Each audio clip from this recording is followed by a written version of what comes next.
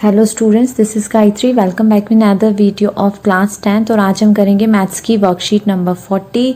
तो सबसे पहले इसका टॉपिक है problem based on height and distance, recall and answer. Question number first is the angle of elevation of the top of a tower from a point on ground is 30 degree.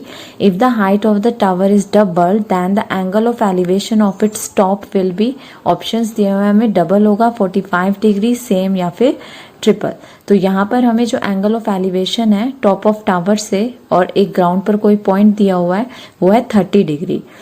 If the height of the tower बोल रहे हैं, अगर हम height of the tower जो है उसको double कर दें तो जो एंगल ऑफ एलिवेशन टॉप से बनेगा उस पर क्या फर्क पड़ेगा, यानी कि वो जो एंगल है वो कितना हो जाएगा, डबल हो जाएगा, ट्रिपल हो जाएगा, सेम रहेगा, ये हमें यहाँ पर बताना है। तो हम पहले इसके लिए डायग्राम बना लेते हैं। यहाँ पर हमने एक ट्राइंगल ABC इस तरह से बनाया है। AB है, उसको हमने क्या लिया है, वो हमारी टावर है और जो BC है वो उसका बेस है। एंगल ऑफ एलिवेशन दिया हुआ है 30 डिग्री। अब बोल रहे हैं अगर टावर की हाइट डबल हो जाए, यानी कि इसको हमने D पॉइंट तक बढ़ाया है, यानी जो BD है वो क्या है, AB की डबल है। अगर AB हमने H लिया है तो BD क्या है, 2H है। तो यहाँ पर इस तरह से ये ट्राइंगल फॉर्म हो गया यहाँ पर। और हमें क्या बताना है, हमें बताना है कि जो एंगल, जब हमारी हाइट जो है वो डबल हो जा रही है टावर की, तो जो एंगल है उस पर क्या फर्क पड़ेगा, उस पर क्या डिफरेंस आएगा, वो डबल होगा, ट्रिपल होगा या सेम होगा, ये हमें बताना है।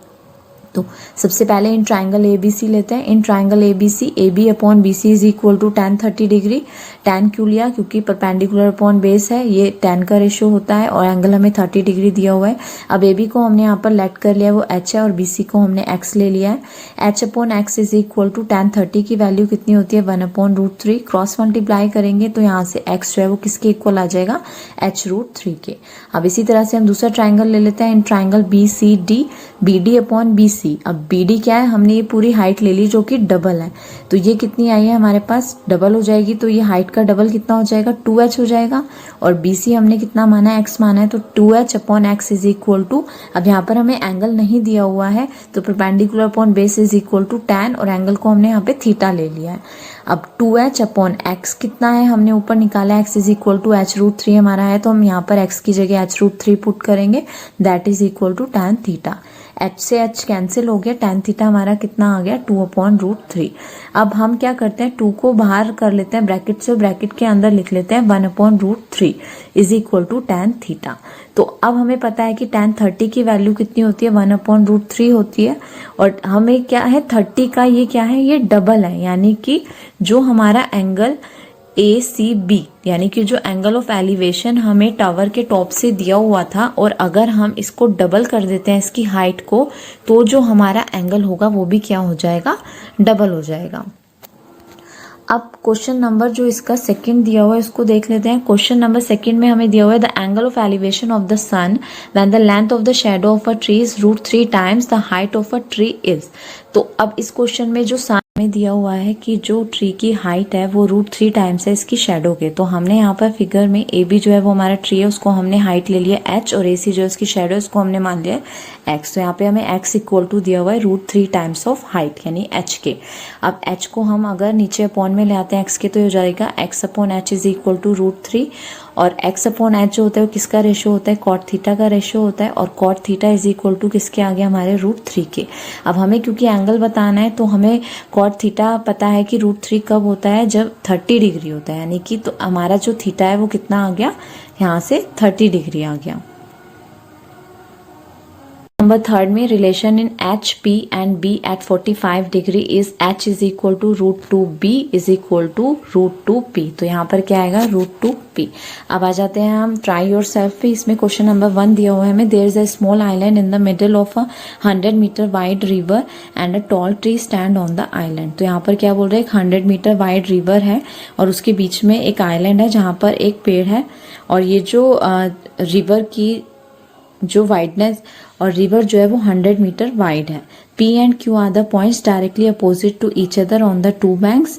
और P और Q दो पॉइंट्स हैं दोनों तरफ, जो रिवर है उसके जो किनारे है उसके दोनों तरफ दो पॉइंट्स है P एंड Q। और वहां से जो एंगल ऑफ एलिवेशन है, if the angle of elevation of the top of tree from P and Q are 30 degree and 45 degree respectively, find the height of the tree. तो उन दोनों points पे जो एंगल्स ऑफ एलिवेशन है वो हमें दिए हुए 30 डिग्री एंड 45 डिग्री, और हमें जो ट्री की हाइट है वो फाइंड करनी है। तो इसको करने के लिए भी हम पहले डायग्राम बना लेते हैं। तो एक आइलैंड है जहां पर एक पेड़ है, और ये जो रिवर की जो वाइडनेस, और रिवर जो है वो 100 मीटर वाइड है।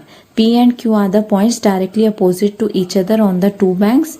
और P और Q दो पॉइंट्स हैं दोनों तरफ, जो रिवर है उसके जो किनारे है उसके दोनों तरफ दो पॉइंट्स है P एंड Q। और वहां से जो एंगल ऑफ एलिवेशन है, if the angle of elevation of the top of tree from P and Q are 30 degree and 45 degree respectively, find the height of the tree. तो उन दोनों points पे जो एंगल्स ऑफ एलिवेशन है वो हमें दिए हुए 30 डिग्री एंड 45 डिग्री, और हमें जो ट्री की हाइट है वो फाइंड करनी है। तो इसको करने के लिए भी हम पहले डायग्राम बना लेते हैं। तो ये हमारी रिवर हो गई, और ये बीच में इसके एक आइलैंड हो गया जिसके ऊपर एक ट्री है, और दोनों तरफ इसके 2 पॉइंट्स हैं P एंड Q। रिवर जो है वो 100 मीटर वाइड है। अगर OQ को हम x ले लेते हैं तो OP कितना हो जाएगा, 100 माइनस x हो जाएगा। अब ये हमारे पॉइंट्स हो गए P, Q, R एंड ये हो गया O। In triangle ROQ, RO upon OQ is equal to, RO क्या है परपेंडिकुलर, OQ बेस हो गया, तो ये किसका रेशियो हो जाएगा, tan, और एंगल है 45 डिग्री। अब RO को हमने क्या माना है, यहाँ पे h लिया है, और OQ x है, तो h upon x is equal to tan 45 की वैल्यू कितनी होती है 1, क्रॉस मल्टीप्लाई करेंगे तो h हमारे किसके इक्वल आ जाएगा, x के। अब दूसरा ट्राइंगल लेते हैं। In triangle ROP, RO upon OP is equal to perpendicular upon base is equal to tan, और एंगल है 30 डिग्री। RO हमने कितना लिया है h, और OP हमारा कितना हो जाएगा 100 माइनस x, और tan 30 की वैल्यू कितनी होती है 1/√3। अब यहाँ पर जो h है वो हमारा किसके इक्वल आया, x के इक्वल आया, तो हम h की जगह x रख देते हैं और फिर इसका क्रॉस मल्टीप्लाई करते हैं, तो हमारे पास क्या आएगा √3x is equal to 100 minus x।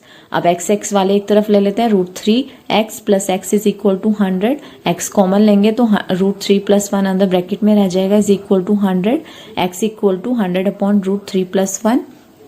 अब इसको रैशनलाइज कर लेते हैं, 100 अपॉन √3 प्लस 1 इंटू √3 माइनस 1 ऊपर और √3 माइनस 1 नीचे से मल्टीप्लाई करेंगे तो हमारे पास आएगा 100 √3 माइनस 1, और नीचे x plus y x minus y की फॉर्म में, तो x square minus y square that is equal to 100 √3 minus 1, और नीचे आ जाएगा 3 माइनस 1। अब 100 √3 माइनस 1 अपॉन 2 से 100 को डिवाइड करेंगे तो कितना आ गया 50 √3 माइनस 1 मीटर। तो जो हमें निकालना था हाइट ऑफ द ट्री कितना आ गया 50 √3 माइनस 1 मीटर। अब क्योंकि जो हमारा x है उसकी वैल्यू 50 √3 माइनस 1 मीटर आई है, और हमें पता है h जो है वो x के इक्वल है, तो x भी कितना आ गया हमारा 50 √3 माइनस 1 मीटर। Question number 2 है, a vertical tower stand on a horizontal plane and is surmounted by a vertical flag staff of height 5 meter at a point on the plane. The angles of elevation in the bottom and the top of the flag staff are 45 degree and 60 degree respectively. Find the height of the flag staff. तो हमें क्या दिया, एक tower दी हुई है जिसकी height है 5 metre और उसके ऊपर एक फ्लैग स्टाफ लगा हुआ है, और उसका हमें जो एंगल ऑफ एलिवेशन है फ्लैग के टॉप से, और जो हमारी टावर है जिसके ऊपर वो लगा है उसके टॉप से एंगल ऑफ एलिवेशन है 60 डिग्री एंड 45 डिग्री, और हमें फ्लैग की जो हाइट है वो हमें निकालनी है। तो इसमें हमने डायग्राम यहाँ पर बना लिया है। अब देखते हैं ट्राइंगल BCD में, देखते हैं हम BC अपॉन CD किसके इक्वल होगा, BC अपॉन CD इक्वल होगा tan 45 के, क्योंकि एंगल कितना है 45 डिग्री है। अब BC हमें यहाँ पर गिवन है 5 मीटर है, और CD हमें फाइंड करना है इज इक्वल टू tan 45 की वैल्यू कितनी होती है 1, क्रॉस मल्टीप्लाई करेंगे तो CD कितना आ जाएगा 5 मीटर। अब देखेंगे हम दूसरा triangle, in triangle ACD, AC upon CD is equal to tan 60 degree. अब AC पूरा कितना हो जाएगा, C से B तक का तो 5 मीटर है, और A भी हमने x लिया है, तो टोटल हो गया 5 प्लस x, और CD कितना आया है 5, तो 5 plus x upon 5 is equal to tan 60 की वैल्यू होती है √3, क्रॉस मल्टीप्लाई करेंगे तो आएगा 5 plus x is equal to 5 √3, x is equal to 5 उधर ले जाएंगे तो हो जाएगा 5 √3 माइनस 5 कॉमन लेंगे तो हमारे पास आ जाएगा 5 √3 माइनस 1 ब्रैकेट में, तो आंसर आ गया 5 √3 माइनस 1 मीटर।